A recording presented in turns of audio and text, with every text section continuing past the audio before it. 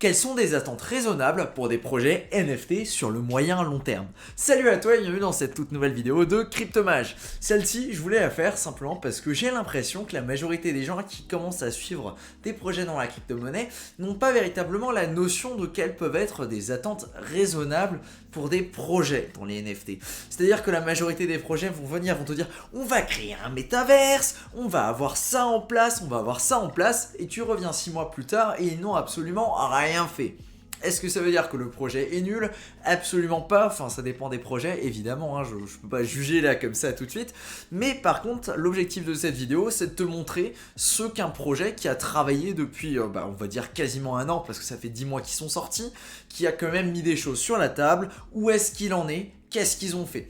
L'idée c'est vraiment que tu puisses comprendre du point de vue des mecs qui sont un petit peu derrière le projet. Par exemple, toi, tu n'as peut-être pas déjà géré un projet NFT, tu n'as probablement pas déjà créé un jeu, ni encore moins géré une équipe de communication, tout ça. Bref, ça demande du temps, du travail, et c'est quelque chose qu'on a tendance à sous-estimer quand on n'est pas de l'autre côté, en fait, de la barge, de la barque, de la rivière, je ne sais pas quelle est l'expression. Mais en tout cas, c'est cette idée-là, si tu veux, que si tu n'as pas encore géré de projet, tu vas penser que sortir un jeu, sortir un métaverse, tout ça, c'est quelque chose qui se fait en claquant des doigts, alors qu'en réalité, ce sont des travaux qui peuvent prendre plusieurs années, et c'est ce qu'on va regarder dans cette vidéo, en prenant l'exemple de The Dodgebound, c'est pour ça que je suis sur leur page. C'est un projet que je suis depuis environ 10 mois, parce qu'ils ont lancé il y a 10 mois, spoiler alerte, et c'est une équipe quand même de pas mal de personnes qui en fait ont décidé de rebrander pour faire un studio de jeux vidéo carrément, directement de façon décentralisée. L'objectif c'est de voir ce que eux, qui ont véritablement une équipe derrière, si je dis pas de conneries, ils sont entre 20 et 30 personnes à gérer la marque, plus toute l'exposition qu'il y a autour, ce que eux ont pu achever en l'espace de 10 mois. Évidemment, ça va pas tout prendre en compte parce qu'il y a des trucs qui sont encore en cours, en travaux, mais ça pourra te donner une idée de ce que tu peux attendre d'un projet sérieux et de là où ils peuvent aller. Évidemment, ça va dépendre de la taille de l'équipe. Tu vas pas attendre la même chose d'une équipe type de ce qu'ils ont fait avec Bored Ape Yacht Club que d'un petit projet NFT qui a eu du mal à sell out et qui ne fait pas énormément de ventes au secondaire. De la même façon que tu ne vas pas avoir les mêmes attentes pour un projet sérieux et un projet qui va venir d'un influenceur. Le tacle a été envoyé. Voilà. Du coup, on va pouvoir commencer sur cette vidéo et on va regarder ça un petit peu en détail. The Dodgebound, du coup, au tout départ, c'était censé être une brand qui était vraiment fait pour les gens qui aiment bien les chiens, on va se le dire. C'était vraiment l'objectif number one, c'était basé un petit peu sur aussi reprendre un petit peu le même avec le Doge, tu sais, le Dogecoin, et du coup se construire un petit peu là-dessus. Chose très intéressante, ils ont basé là-dessus, mais ils ne se sont pas contentés de faire ça. En fait, ils ont une vision beaucoup plus large et ils ont fait des choses beaucoup plus intéressantes que simplement se limiter à ça. On va voir ça tout de suite. Déjà, la première chose, évidemment, ils ont fait du coup quelque chose pour les chiens. Ils ont créé un shelter. C'est l'équivalent d'un refuge. Du coup, ils ont créé un shelter en Afrique. Voilà, ils ont utilisé les fonds qui ont été générés par la vente des NFT plus les ventes secondaires pour créer un shelter en Afrique. A priori, c'est le plus gros shelter qui existe du coup en Afrique. Très très intéressant. Et c'est quelque chose qui est déjà en activité alors que le projet a pas un an. Et ils ont déjà construit quelque chose, ils ont envoyé des fonds et ils ont déjà quelque chose de concret.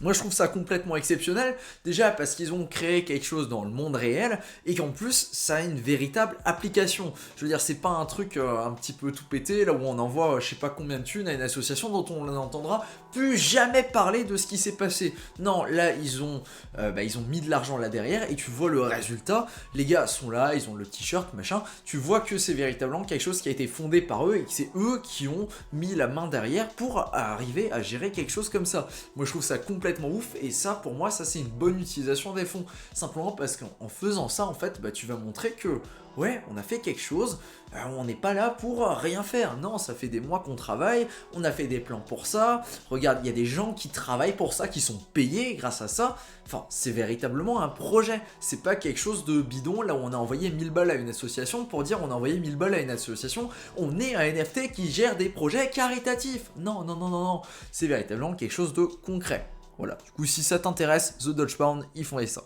Voilà, c'est aussi cool parce que je me dis, écoute, en achetant un Dodgebound, tu vois, j'ai pu faire quelque chose de cool, ça peut aider plus loin. Ça aussi c'est un petit bonus supplémentaire.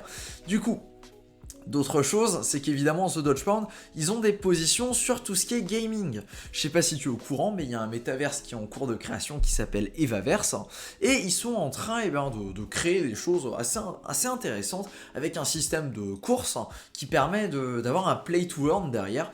Bref, Evaverse, c'est un truc que je regarde d'assez près, et The Dodge Pound ont fait un partenariat avec, et du coup, il y a un de leurs personnages qui se retrouve directement dedans, et en plus, il y a une intégration avec une statue de Doge directement dans le métaverse. Plutôt sympathique. C'est ce genre de petites interactions assez sympathiques entre différents projets, tu vois, qui peuvent construire les uns avec les autres et qui peuvent rajouter véritablement de la valeur. À l'heure actuelle, il n'y a qu'un seul personnage du coup pour les gens qui possèdent des doges. J'imagine que ça demande énormément de travail de modéliser quelque chose comme ça et surtout d'avoir toutes les animations qui vont bien derrière. Du coup, commencer avec un seul personnage, ça me paraît réaliste. Je te dis ça simplement parce que je gère mon propre projet derrière, mon projet sur Fantôme, et j'ai exactement les mêmes contraintes avec les squelettes, les modèles 3D et tout ça, et c'est pour ça que je comprends toutes ces contraintes. Si tu n'as pas encore géré de projet, si tu n'as jamais fait de 3D, si tu n'as jamais fait de jeux vidéo, tu risques de ne pas comprendre pourquoi il y a tellement de contraintes, pourquoi c'est si compliqué, mais je te rassure, pour être quelqu'un qui est de l'autre côté du rideau, je te garantis, c'est loin d'être aussi simple que ça en a l'air. Imagine pour des équipes qui sont petites, et eux pourtant ils ont déjà des développeurs qui ont déjà fait dans du jeu vidéo, mobile, etc. etc. Du coup c'est quand même des gars qui pèsent dans le game. C'est pour te dire qu'il y a véritablement un certain temps de développement et qu'à partir du moment là où le NFT sell out, attendre quelque chose avant 6 mois en fait, c'est déraisonnable. Les gars doivent avoir du temps pour construire. Et leur objectif premier, c'est pas le prix du floor, c'est de construire. Pour moi, c'est véritablement de créer une marque et d'aller dans le bon sens. Et ça, c'est véritablement ce que je suis en train de voir chez The Dodge Pound, et c'est pour ça que ce projet-là m'intéresse énormément. Ils ont également quelques petites animations avec leur deuxième collection, les Poopies, que tu vas pouvoir voir juste ici. Voilà, c'est rien d'exceptionnel, c'est juste des petites animations assez sympathiques parce qu'ils sont en train de faire un play to earn avec les Poopies qui est censé sortir fin du mois. Je n'ai pas plus d'informations que ça, du coup on verra un petit peu plus loin. D'un autre côté, ils ont une review semestrielle? Non, pas semestrielle. Je sais même pas comment tu dis. Hebdomadaire, c'est ça le mot, ouais. Ils ont une review hebdomadaire, là où ils vont envoyer en fait toutes les semaines un papier qui va expliquer. Du coup, cette semaine, on est là, on a fait ça, ça, ça, ça, ça.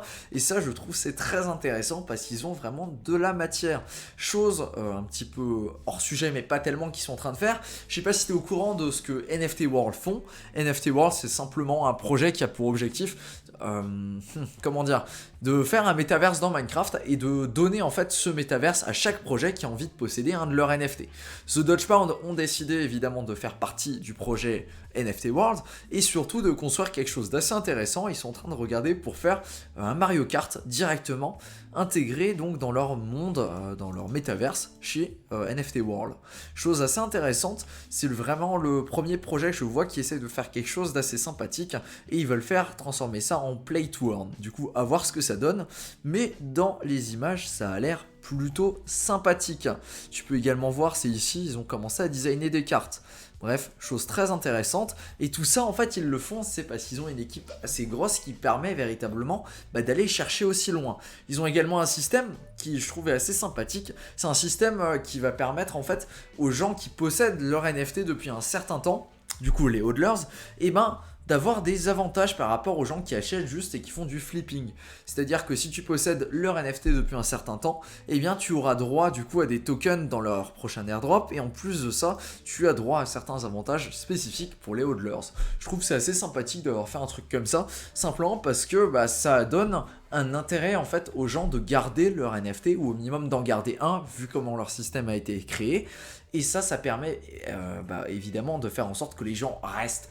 Même si, plus que ça, c'est véritablement la communauté qu'ils ont créée derrière. Et je t'invite véritablement à aller checker leur Discord. C'est très intéressant de voir qu'il y a une véritable communauté derrière. Des gens qui discutent en permanence sur leur Discord alors que le projet a été lancé il y a 10 mois. C'est très rare de voir des projets qui sont encore aussi actifs 10 mois plus tard. La majorité ont largement déjà soit laissé tomber l'éponge. Ils ont arrêté simplement parce que c'est trop chiant, c'est compliqué à gérer tout ça. Ou alors ils n'avaient pas plus d'idées que ça, ou alors la majorité des projets ne vont pas aussi loin et sont simplement dans la création d'œuvres d'art, ce qui évidemment ne va pas te pousser à créer des jeux vidéo, à créer des systèmes et d'autres choses, voilà. Ils ont également un système de merch assez sympathique, mais c'était pas sur ça que je voulais mettre l'accent. C'est simplement un petit wiki en fait qu'ils ont qui permet de comprendre un petit peu qu'est-ce qu'ils ont fait, à quoi ça ressemble et quel est l'objectif de leurs différentes collections. Comment ça fonctionne quoi, hein, clairement. C'est assez intéressant. Il est assez basique, hein, mais il y a des choses quand même plutôt sympathiques pour ceux que ça pourrait intéresser. L'autre chose, c'est qu'ils ont un merch store chez Madiz. Rien d'exceptionnel, hein, mais ce petit fun fact, si tu as envie d'acheter du merch, c'est possible. Et voilà, j'ai fait un tour assez rapide de ce que The Dodge Pound peuvent proposer en tant que collection. Ça, c'est les résultats du coup d'une collection qui existe depuis 10 mois. Et ça me paraît être quelque chose qui est déjà assez avancé. Parce que la majorité des projets ne vont pas réussir à délivrer autant de choses en 10 mois. C'est pour te donner un petit peu une idée en fait de la quantité de travail et surtout de ce que tu peux attendre après 10 mois d'un projet NFT qui est là pour construire. Et je te parle pas de tous ces projets là où c'est juste des influenceurs qui sont là pour essayer de faire leur blé et qui après se taillent et ont simplement des images à laisser derrière eux. Et rien d'autre, pas de communauté, pas de jeu, rien d'intéressant, tu vois. Du coup, c'est pour ça, je pense que c'est assez important d'ancrer ça dans la réalité et de comprendre que même 10 mois après le lancement, les gars n'ont pas encore un métaverse fonctionnel, les gars n'ont pas encore leur propre token, simplement parce qu'ils essayent de faire les choses bien et qu'ils sont là pour construire. Ça prend du temps de construire quelque chose de bien. Voilà. Juste, je voulais mettre ma petite emphase là-dessus, histoire que tout le monde soit au même niveau. Quand on parle de construire une marque, une bande, tout ça, ça prend du temps. Évidemment, c'est pas sûr à 100% que ça fonctionne, mais pour moi, ce qu'ils sont en train de faire, c'est un super exemple de ce que d'autres projets pourraient essayer de faire. Voilà. Merci à toi pour ton attention, et sur ce, je te dis à plus. Ciao!